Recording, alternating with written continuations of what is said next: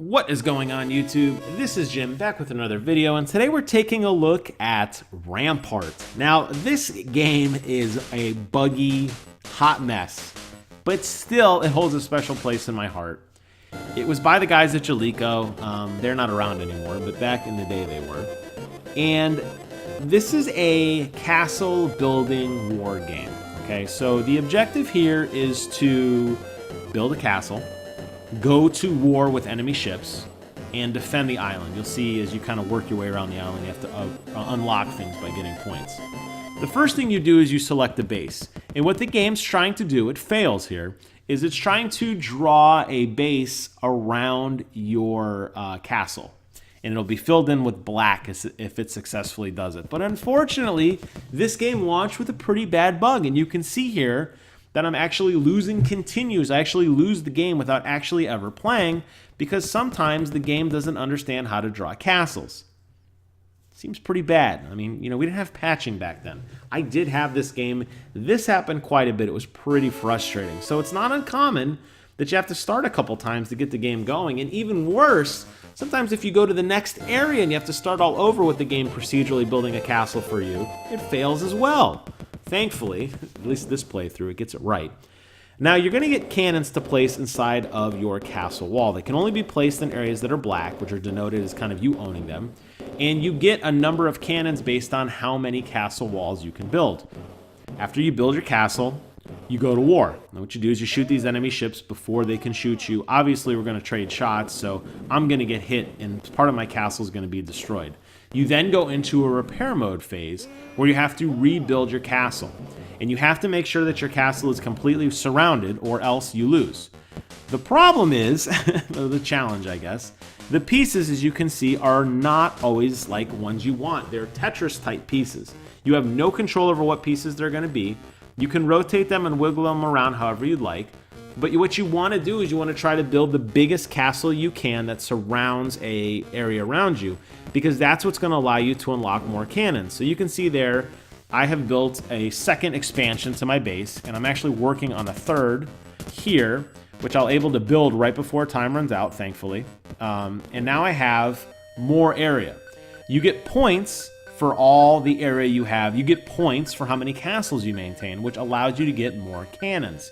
So if you remember last time, I got 3 cannons for that little tiny area that the game drew me. This time, because I have 3 castles and more area, I have 4 cannons additional to place, which brings my grand total to 7. That allows me to shoot significantly faster to destroy these enemy ships, and so on and so forth. And that is how the game is played.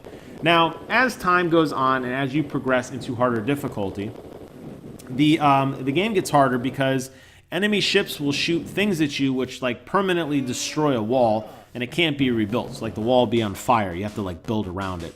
Additionally, the game will start to send ground troops to kind of block your way. So you might be trying to build something, and there'll be this like little troop that blocks your wall. So you're gonna have to build around them. So you have to start building some pretty crazy walls in order to kind of like keep your base afloat.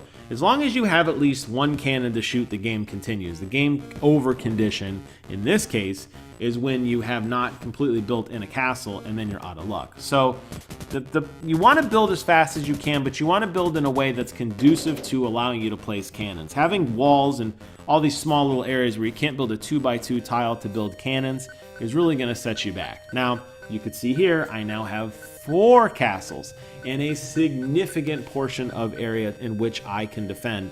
And as a result, I'm going to be rewarded with even more cannons. This time I'm going to get 5 cannons to place. So I'm going to have a pretty heavy arsenal. And all I have to do here is survive, and I will move on to the next level, use the points to unlock the next level. Now, you see that little pixel there on the left? That is a ground troop that just landed. So after this level, the ground troop will move over and try to get in your way. You could shoot him if you want to, but I'm just kind of blowing up the ships instead. After you get a certain amount of points, you unlock the next area, so on and so forth. So there you guys have it, a look at Rampart. I think it's a really fun game. I could see it being modernized and brought back today somehow, obviously. It's a little TLC on the procedurally based building, but it was a cool concept for its time. The fact that it had some voiceover work in it, although it was a little pixelated, a little distorted, but you do hear the voices talking to you in between, get ready for battle and all that kind of stuff. I think was a really novel concept, and it was something that I enjoyed as a kid.